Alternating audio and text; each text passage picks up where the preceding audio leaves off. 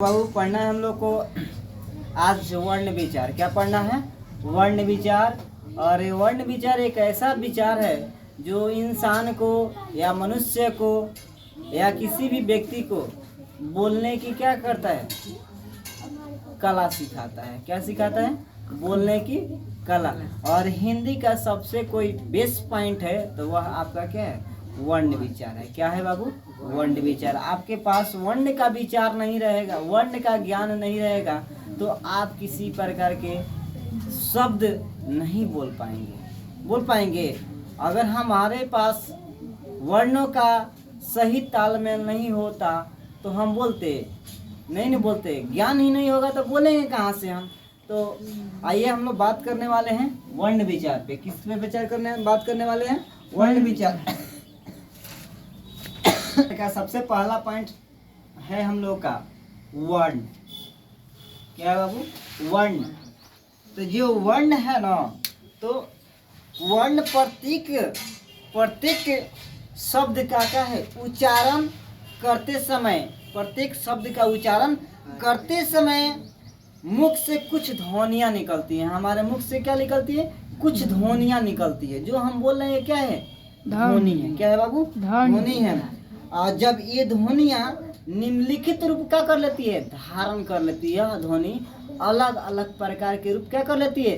धारण कर लेती है। तो इन्हें हम क्या कहते हैं? वर्ण कहते हैं। क्या कहते हैं? वर्ण कहते हैं।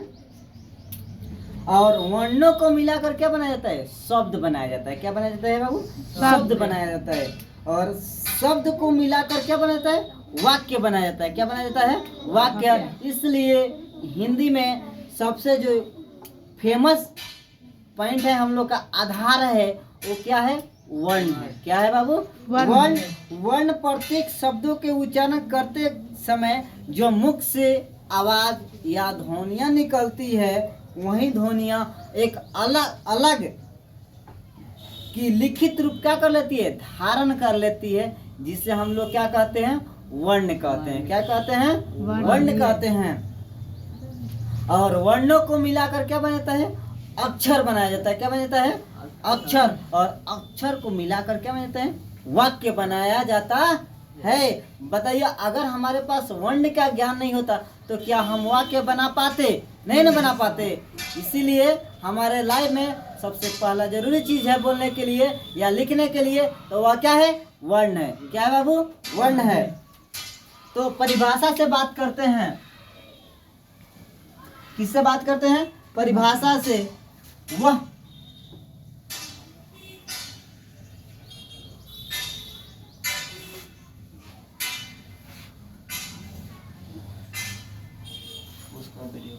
वर्ण वह छोटी से छोटी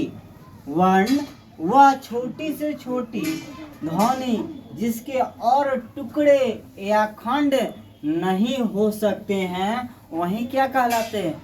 वर्ण कहलाते हैं। क्या कहलाते हैं? वर्ण। जैसे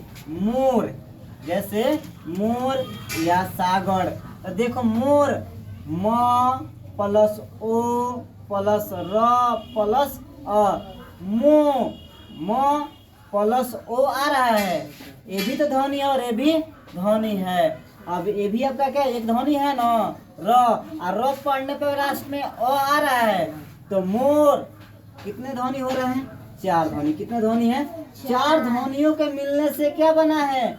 मोर अक्षर बना है। क्या बना है बाबू? मोर अक्षर बना है। और इसको हम क्या बोलते हैं? वर्ण बोलते हैं। क्या बोलते हैं? वर्ण बोलते हैं। यह सबके सब क्या है? आपका वर्ण है। क्या है बाबू? वर्ण। इसका और टुकड़ा कर सकते हैं और इस सारे वर्ण मिलकर क्या बनते हैं? अक्षर बनते हैं। क्या बनते हैं? अक्षर बनते हैं। और क्या बनते हैं बाबू? अक्षर। देखो, तो मूल को हम तोड़े हैं तो म प्लस ओ प्लस र अब प्लस क्या हो जाएगा? अब सबको मिलाकर जोड़िएगा, सभी वर्णों को जोड़िएगा तो क्या बन जाएगा? ध्वनि के रूप में मोर। क्या बन जाएगा? मोर। फिर एग्जाम्पल है सागर। तो स प्लस आ रहा है सा। क्या है? सा। तो स प्लस आ। सा हो गया, दोनों में स प्लस आ मिलकर क्या हो जाएगा सा।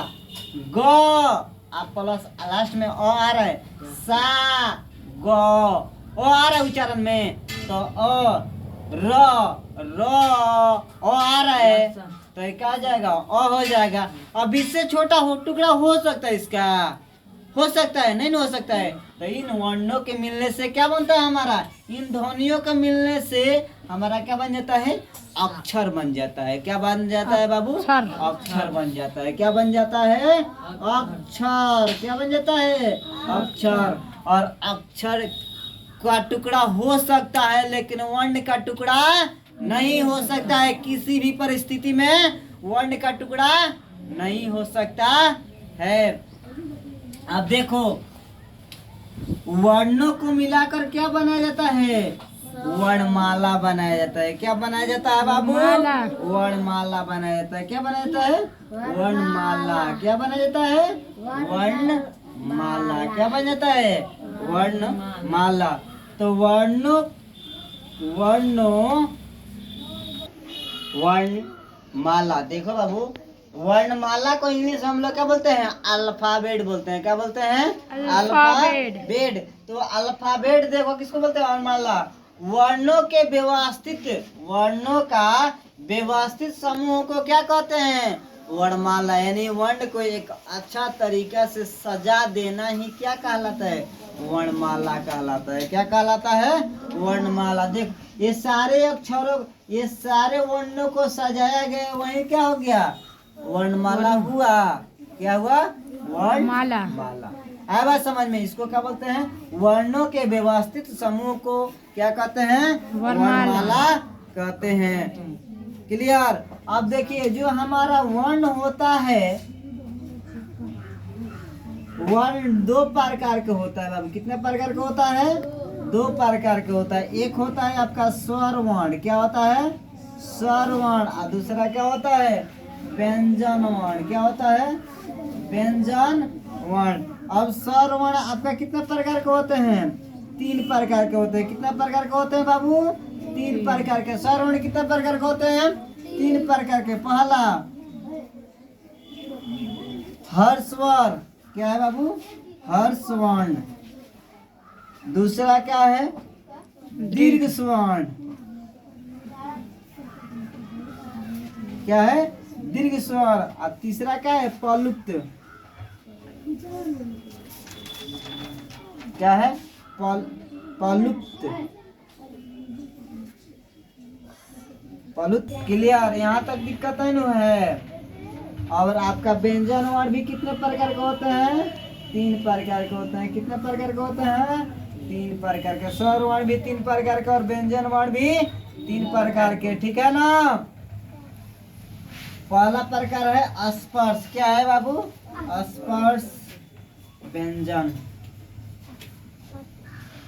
क्या है, दूसरा है अंत अस्थ।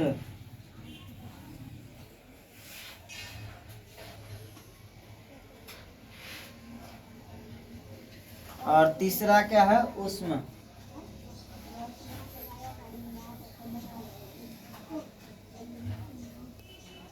क्या है बाबू, उष्म व्यंजन। क्या है, उष्म व्यंजन। यानी स्वर वर्ण भी तीन प्रकार के होते हैं और व्यंजन वर्ण भी तीन प्रकार के होते हैं। यहाँ तक प्रॉब्लम नहीं ना किसी को, यहाँ तक परेशानी नहीं है ना समझने में।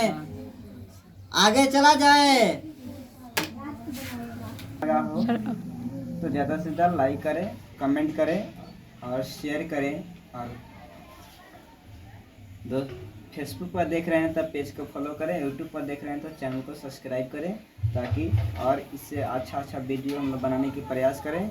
यह आपको निःशुल्क शिक्षा देने का काम करेगा मेरा जीकेपीएस संस्था। आप लोग घर घर तक पहुंच जाएगा मेरा जीकेपीएस संस्था। निःशुल्क शिक्षा, एक ही टारगेट, निःशुल्क शिक्षा।